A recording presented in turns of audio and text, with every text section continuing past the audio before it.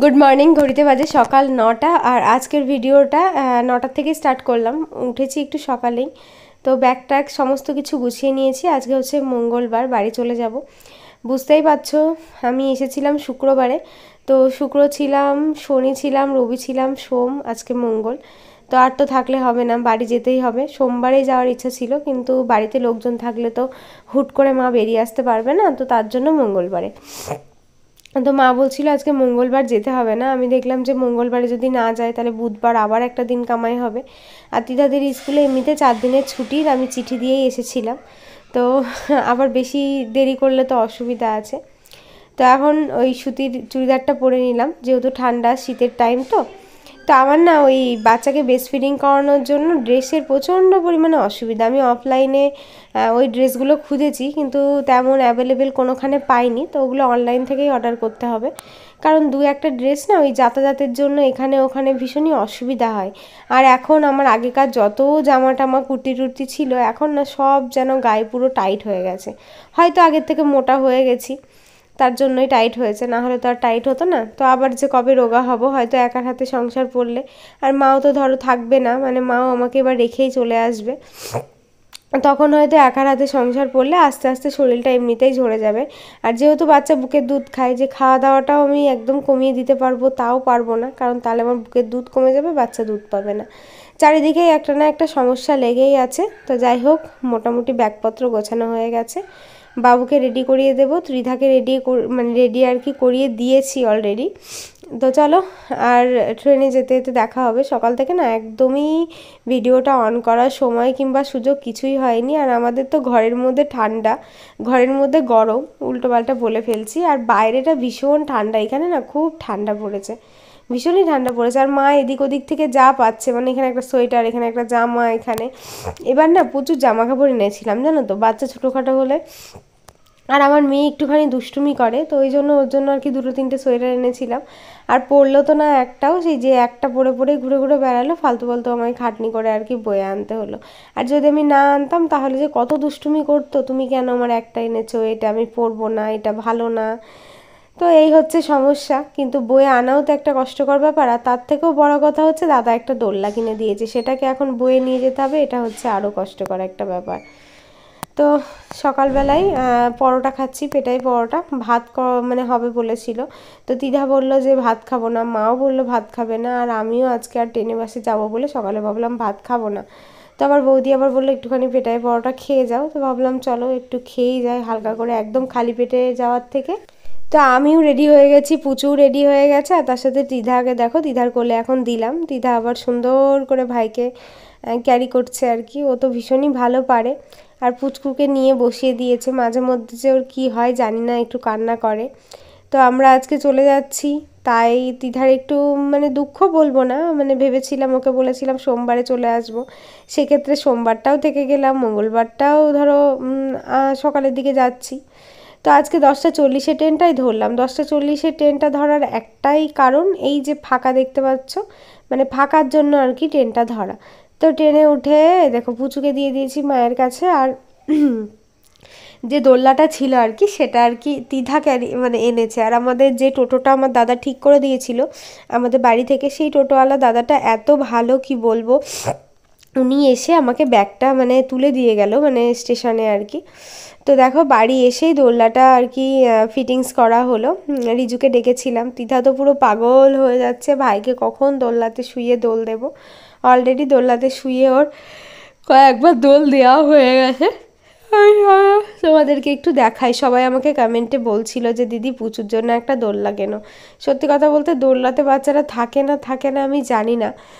তো আমি তো কিনতাম না, হয়তো আমি হলে কিনতাম না, কিন্তু দাদা বললো যে একা যেহেতু থাকবি আর পুচু একটু কান্নাকাটি করলে দেখবি একটু দোলনাতে দোল দিবি, তাহলে চুপ করে থাকবে। তো ওই আর কি কিনে দিল, ভাবলো যে আমি ইয়ে না করলে যদি আমি না কিনি, তো সেই জন্য কিনে দিয়েছে। আর দোলনাটা পরে আবার এরকম ভাবে বাচ্চাদের একটু ঠেলে ঠেলে নিয়ে বেড়ানোও যাবে এটাতে।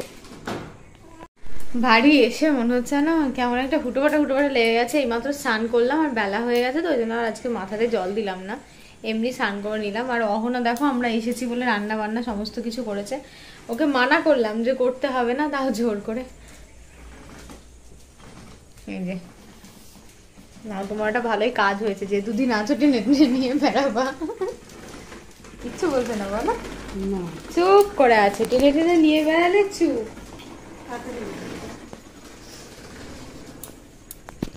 আর এই দেখো খাবার দাবার দিয়ে গেল এখনো, দাঁড়াও দেখায় কি কি রান্না করেছে। তো আজকে দেখো কি কি রান্না করেছে। এখানে বাঁধাকপির ঘন্ট করেছে মটরশুঁটি দিয়ে, মাছের মাথা দিয়ে। আর ও রান্নাটা খুবই সুন্দর করে, এখানে এসে খাওয়ার পরে আমি বুঝতে পারলাম। এখানে পেঁয়াজ রসুন ফোড়ন দিয়ে মুসুরির ডাল করেছে। আর খাবারের উপরে আবার একটু দেখো হলুদও দিয়ে দিয়েছে, মানে খাবার দাবার যেহেতু। এবার সবাই হয়তো বলবে যে এখানে দিয়ে গেল কেন, তো আমি দেখলাম যে আমার যেতেও অনেকটা দেরি হয়ে যাবে আর ওরাও তো খাওয়া দাওয়া করবে, ঝামেলাটা মিটে যাবে, ওই জন্য বললাম ঠিক আছে তুমি তাহলে দিয়ে যাও। তো ওই দেখো ত্রিধাকে নিয়ে গিয়েছিল, ত্রিধা আরও দিয়ে গেল, একটু খাটালাম ওকে আজকে। আর এতটা পরিমাণে সব কিছু দিয়েছে যে কি করে খেয়ে একবেলাতে শেষই হবে না। তো এটাতে না আমাদের দুবেলাই হয়ে গেছিলো, মানে রাতেও হয়ে গেছিলো। তো রাতে অনেকগুলো ভাত ছিল আর অল্প একটু রান্না করেছিলাম, এইটা দিয়ে মিশিয়ে খাওয়া হয়ে গেছিলো। ফালতু ফালতু ভাতগুলো নষ্ট করে তো লাভ নেই। আর সামনের বাড়ির রূপমের বার্থডেতে কিছু দেয়া হয়নি, তার জন্য ওর জন্য এই ফুল হাতা টুপিওয়ালা গেঞ্জিটা এনেছি। তো এখন ওদের বাড়িতে নিয়ে যাব, দেখবো ওর গায়ে আর কি হয় কি না। এটা প্রচণ্ড পরিমাণে ঠান্ডা লেগে গেছে আমার। ট্রেনে হাওয়াতে হাওয়াতে গেছি, আবার হাওয়াতে হাওয়াতে এসেছি। তাতে ওখানেও আমাদের মানে দিকনগরেও ভীষণ ঠান্ডা পড়েছে, মানে এত ঠান্ডা লেগে গেছে কি বলবো। আর এখানে এসে বুঝতে পারলাম এখানেও ঠান্ডাটা মানে যেদিন গেছিলাম তার থেকে একটু বেশি বেড়ে গেছে। তা আমার ঠান্ডা লেগে গেলে বাবুর ঠান্ডা লাগার একটু মানে চান্স আছে, এটার জন্য আরও বেশি ভয় লাগছে। ওর যদি বেশি ঠান্ডা লেগে যায় তাহলে আবার কি হবে তার নেই ঠিক। আরে দেখো পুচকুটা এখন এখানে শুয়ে দিয়েছি। আর মা কিন্তু এবার এসে একদমই থাকবে না, মানে মা বাড়ি চলে যাবে। আর মঙ্গলবারে তো আসাটা ঠিক না, তবুও আসলাম, কিছু করার নেই। ওই যে বললাম পরিস্থিতির কাছে সমস্ত কিছু। তো মা বললো যে যেহেতু প্রচুর জামা কাপড় নিয়ে গেছিলাম পুচকুর, তো আমি ওই জন্য মাকে বললাম যে আমরা ওয়াশিং মেশিন নিচ্ছি। অনেকেই বলেছিল যে দিদি কেন ওয়াশিং মেশিন নিচ্ছ না, এত কষ্ট। ওই যে তোমাদের বলেছিলাম না যে জলের যে পয়েন্টটা সেটাও নেই, আবার পাইপ দিয়ে জল বের হবে ওটাও নেই। তো তারপরে যাই হোক ওয়াশিং মেশিনটা নিলাম, একটা ঠিক না ঠিক ব্যবস্থা করা যাবে। তো দিদিরা প্রথমে বলেছিল যে একটু প্রবলেম হবে, তারপরে বললো যে ঠিক আছে নাও, তারপরে দেখছি কি হচ্ছে না হচ্ছে, তো চেষ্টা করব। আর মা বললো যে এখন ধরো মেশিন এসে সেটিং টেটিং করতে মোটামুটি 1 সপ্তাহ লেগে যাবে। তো তার জন্য বললো যে তাহলে আমি 2 দিন থাকবো, মানে মঙ্গলবারে আজকে ধরো মা আসলো, বুধবার বৃহস্পতিবারটা থেকে শুক্রবার দিন সকালে চলে আসবে, কারণ এখন আর 1 বছর মা আসতে পারবে না।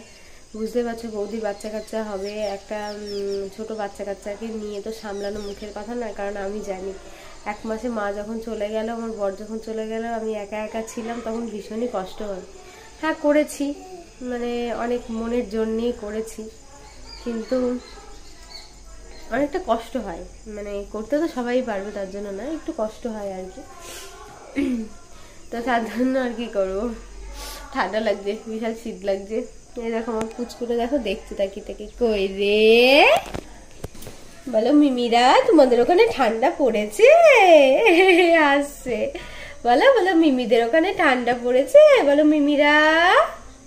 মিমিরা ঠান্ডা পড়েছে তোমাদের ওখানে, বলো আমাদের এখানে খুব ঠান্ডা পড়েছে, বলো বলো বলো বলো দাদা, আরে বাবারে দেখো দেখো দেখো, বলো বলো আমাদের এখানে মিমিরা খুব ঠান্ডা পড়েছে জানো মিমিরা, হ্যাঁ বলো খুব ঠান্ডা পড়েছে আমাদের এখানে, বলো তোমাদের কি ঠান্ডা পড়েনি মিমিরা, ওরে ওরে দেখো একভাবে দেখছে, তাকে এদিকে সরিয়ে দেবো, তোকে এদিকে দেখবে, এই দেখো দেখবো এদিকে সরিয়ে দেবো, এই দেখো এদিকে দেখবে। মিমিদেরকে বাই বাই করে দাও, বলো বাই বাই মিমিরা, বাই বাই বলো, আবার আমার পেকু পেকু হবে, আমি আবার কাদু কাদু করবো। ওই এই দেখো আমার ছেলেরও আমার সাথে সাথে ঠান্ডা লেগে গেছে। শীতের টাইমটায় কিন্তু র্যাকেট খেলা সমস্ত জায়গাতেই প্রচলন আছে। তো দেখো ছেলেপিলে র্যাকেট খেলছে আর ত্রিধাও খেলছে তাদের সাথে।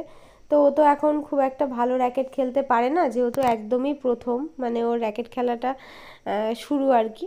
তো ওই জন্য ও আস্তে আস্তে শিখে যাবে, তার জন্য না খেললেই তো শিখবে, না খেললে তো আর শিখতে পারবে না। তো বলছে মা আমি এখন একটু খেলি, আমি বলছি ঠিক আছে তাহলে আর ঘুমাতে হবে না। ছোটো দিনের বেলা ঘুমালে কী হয় বলো তো, একটা আলিসি ভাব কাজ করে, সন্ধ্যাবেলায় একদমই পড়া করতে পারবে না। সন্ধ্যাবেলাতেই যদি বইটা নিয়ে বসে 1-1.5 ঘন্টা পড়া করে আবার ওর মানে ঘুমিয়েও পড়বে তাড়াতাড়ি, বেশ ওটাই বেশি ভালো। আর মা এখানে খানিকটা গোবরের দেখো ঘুঁটো দিয়েছিল, আমার শাশুড়ি মা এর আগের বার এসে দিয়ে গেছিলো, তো সেটাতে এখন পুচুকে সেঁকা হচ্ছে, একটু শীতকালের দিন সেঁকে দিলে ভীষণ আরাম পায়। আর এই গাছটাতে এত পরিমাণে কুল এসেছে কি বলবো, মানে মনে হচ্ছে এক গাছ কুলে একদম ভর্তি, মানে এত কুল এসেছে। আর নিচুতে এসেছে এবার প্রচণ্ড, মানে বাচ্চা কাচ্চা সবাই ঢিলা মেরে মেরে পুরো কুলের দপা শেষ করে দেবে। কুলগুলো কিন্তু দেখে আমার এত ভালো লাগছে কি বলবো। তো যাই হোক, আজকের ব্লগটা এখানেই শেষ করছি, সবাই ভালো থেকো।